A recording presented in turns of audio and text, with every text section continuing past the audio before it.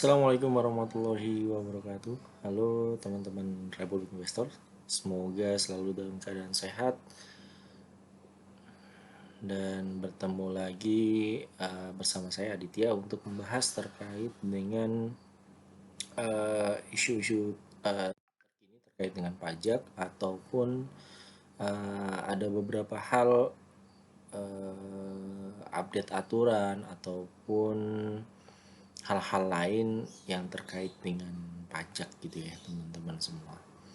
Oke, pada kesempatan kali ini saya akan sharing terkait masih lanjutan dari video sebelumnya, yaitu terkait dengan eh, transfer pricing. Oke, jadi salah satu analisis transfer pricing yang dilakukan oleh perusahaan teman-teman ya, di mana analisis transfer pricing ini dilakukan dengan membandingkan transaksi afiliasi atau transaksi hubungan istimewa dengan transaksi third party atau transaksi independen gitu teman-teman semua. Jadi ketika ada perusahaan teman-teman yang melakukan transaksi penjualan misalnya gitu ya, transaksi penjualan ke ke perusahaan afiliasi atau holdingnya teman-teman misalnya dengan transaksi pihak ketiga yang nggak ada hubungan sama sekali. Nah itu perlu dilakukan analisis gitu. Nah analisis ini biasanya yang diuji itu adalah harganya. Jadi benar-benar apple to apple gitu kan, harga dengan harga gitu. Atau bisa jadi juga dengan labanya. Jadi laba dari transaksi antara pihak yang memiliki hubungan istimewa dengan pihak yang independen gitu teman-teman. Karena salah satu rujukan kita kan adalah OECD Guidelines ya, OECD Transfer Pricing Guidelines, di mana pada paragraf 1 gitu ya, itu menyatakan bahwa poin penting dari analisis kesebandingan itu adalah arm's length principle yang kemarin di video sebelumnya udah kita bahas gitu ya. Jadi betul-betul harus secara akurat gitu ya, harus secara cermat eh, dilakukan apa namanya kesebandingan yang merepresentasi dari kondisi transaksi kita dengan pihak afiliasi maupun dengan pihak independen. Nah, pada kondisi lapangan ketika kita membuat transfer pricing ini, pemilihan pembanding biasanya dilakukan um, apa namanya menggunakan salah satu pemilihan pembanding terkait dengan perusahaan yang mungkin memiliki laba negatif atau memiliki kondisi yang rugi pembandingnya gitu teman-teman. Dengan kata lain, uh, comparable atau pembanding yang rugi ini itu sangat banyak sekali gitu teman-teman yang mungkin didiskusikan di apa namanya di dunia pajak gitulah ya. Nah, terkadang ketika kita menerima pembanding atau perusahaan yang kondisinya negatif tadi atau rugi ya, itu ketika kita diperiksa atau mengalami kondisi yang sedang dilakukan audit oleh kantor pajak itu, KPP atau otoritas pajak menolak penggunaan perusahaan-perusahaan pembanding yang rugi nih teman-teman.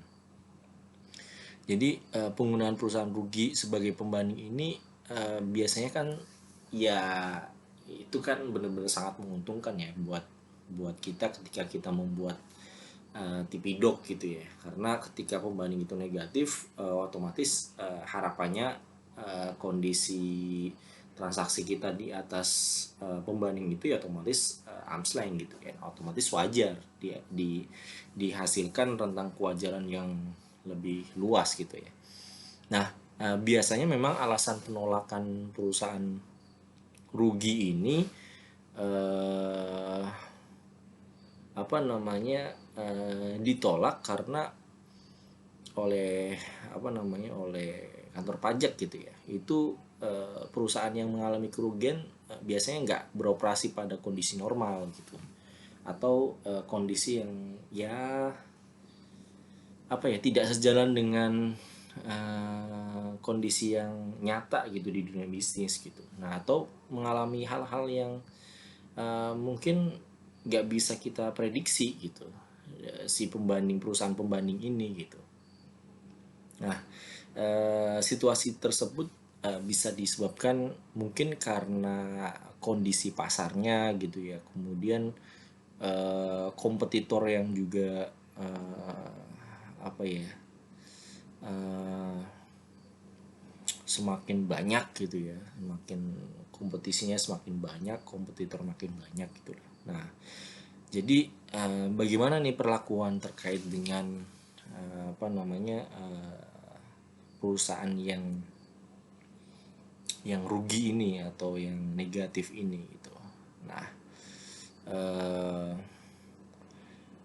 terkait dengan pembanding ini memang ya sudah didiskusikan sih, kalau mungkin teman-teman bisa bisa browsing juga atau mengikuti kondisi OECD guidelines ya, ataupun UNTP manual gitu ya, United Nation Transfer Pricing Manual. Nah, keduanya memang setuju sih untuk tidak bisa secara langsung ditolak gitu. Jadi ketika misalkan kita mencari data pembanding, kemudian muncul muncul muncul perusahaan pembanding yang negatif, ya tidak semena-mena semata-mata harus ini rugi nih jadi harus ditolak gitu. Enggak, menurut menurut OECD guidelines sama UNDP itu enggak langsung ditolak nih gitu. Jadi hanya karena kerugiannya dan lain sebagainya lah. Namun harus dikulik lah gitu secara dalam gitu. Jangan sampai hanya karena satu poin aja ya, yaitu karena perusahaannya dia negatif atau rugi langsung ditolak gitu. Kemudian ya analisis selanjutnya ya menitik beratkan pada kesebandingan antara pihak yang diuji gitu ya, tested partinya dengan perusahaan pembanding gitu. Pembanding ini kan dinilai kalau kita lihat di PR 22 dan lain sebagainya terkait dengan aturan aturan pemeriksaan transfer pricing gitu ya, atau transaksi hubungan istimewa itu kan dinilai dari 5 faktor kesebandingan gitu kan, yang kita tahu gitu ya, yaitu karakteristik barang dan jasanya, fungsinya, ketentuan kontraknya, terus kondisi ekonomi dan strategi bisnis. Jadi bukan berdasarkan kinerja keuangan gitu. Itu juga berdasarkan juga OECD guidelines ya di paragraf 3 ya, 3. Nah, atas dasar itu berarti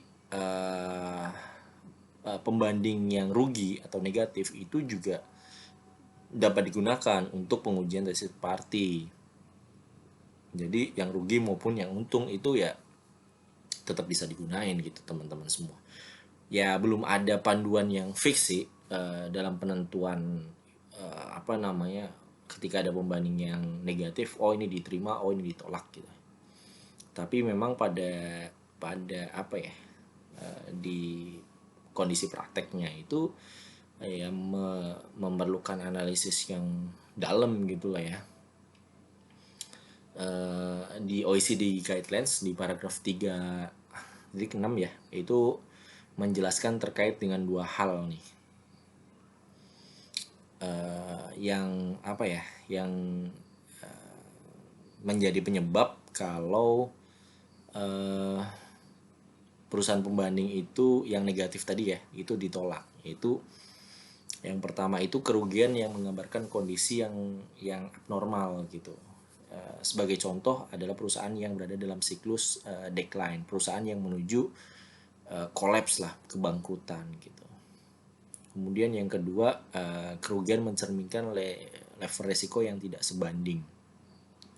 Jadi apabila tested partinya itu misalkan ya low risk distributor gitu, penggunaan pembanding yang rugi ini ya biasanya dianggap nggak sesuai karena pembanding tadi itu ya diindikasikan memang menanggung resiko. Jadi memang dua hal ini jadi